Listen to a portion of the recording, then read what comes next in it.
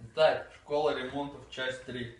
Мы пытаемся, короче, бухту раскрутить, разбинтовать. Как правильно, блядь, я хуй его знает сказать.